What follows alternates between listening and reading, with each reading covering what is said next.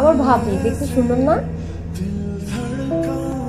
কিরে মিতু, কি ব্যাপার?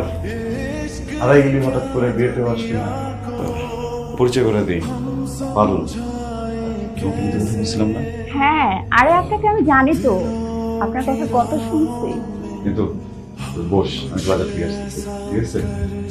আর বসে তাড়াতাড়ি। আপনি অনেক সুন্দর। আপনি আরো অনেক বেশি সুন্দর। আমি যাই। মুগ্ধের কোনো দোষ ছিল না, আমার ভাবনার মধ্যে ছিল মুগ্ধ একদিন আমারই হবে। তা একদিন সে ঠিকই বুঝবে। কবে বুঝবে, কিভাবে বুঝবে, এসব নিয়ে কখনো ভাবিনি, প্রয়োজনও কখনো মনে করিনি।